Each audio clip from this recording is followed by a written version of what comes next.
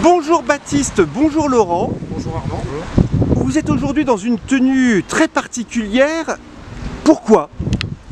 Alors on se retrouve aujourd'hui à Moreuil pour rendre hommage aux combats qui sont déroulés le 30 mars, 31 mars et 1er avril 1918 à l'occasion de cette fameuse bataille de Moreuil Wood.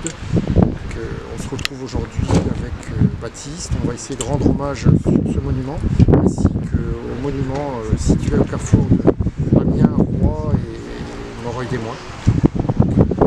Moreuil Wood exactement. Et Laurent, quelle est votre tenue aujourd'hui? Alors, je représente un soldat canadien de 1918. On est de retrouver sur les champs de bataille sur le secteur nord de la France.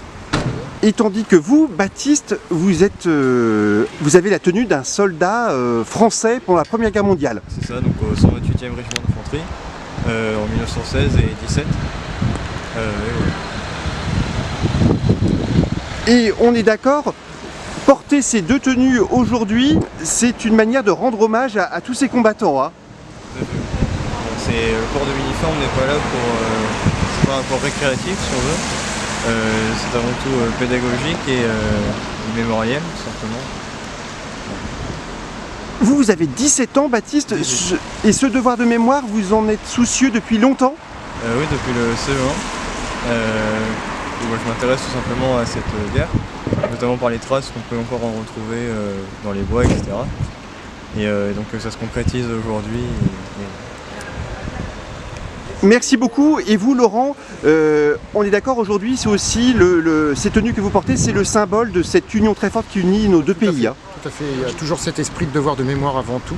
Hein, on va dire porter un uniforme d'un pays représentatif des combats comme on a pu en retrouver ici. C'est pas, comme disait Baptiste, le côté récréatif de la chose, c'est vraiment dans l'esprit de devoir de mémoire. On veut rendre hommage, on veut faire un trait d'union avec des générations qui ont disparu et qui, les nouvelles maintenant s'intéressent, sont curieuses de savoir ce qui s'est passé à travers leurs ancêtres ou d'autres éléments qu'on retrouve sur le terrain encore par endroits. Et surtout le monument comme on a ici. Apparaissent, il y a des symboliques, donc il est intéressant de pouvoir faire ce trait d'union et puis expliquer un petit peu ce qui a pu s'y passer. Merci beaucoup, Laurent. Merci Armand.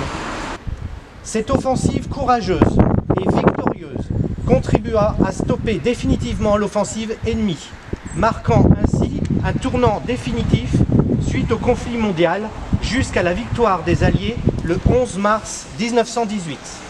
La ville de Moreuil reconnaissante aujourd'hui et pour ne jamais oublier. Merci.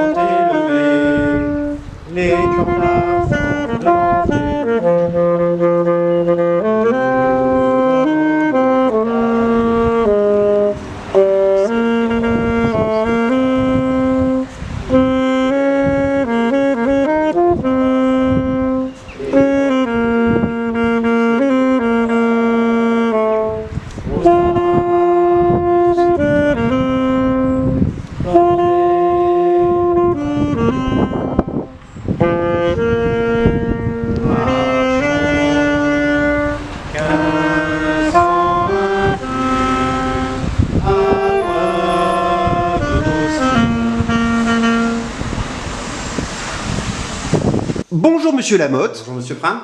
Une cérémonie vient de se produire à Moreuil devant le monument aux morts, une cérémonie très importante à vos yeux. Donc oui, une cérémonie à mes yeux très importante dans la mesure où ça rappelle la bataille du bois de Moreuil du 30 mars 1918. Nous avions fait il y a 5 ans, comment dirais-je, en 2018, une très grande cérémonie puisqu'on fêtait le centenaire. Et il est important de rappeler chaque année que c'est un événement très très important pour la ville de Moreuil. Merci beaucoup, monsieur Lamotte. Je vous en prie.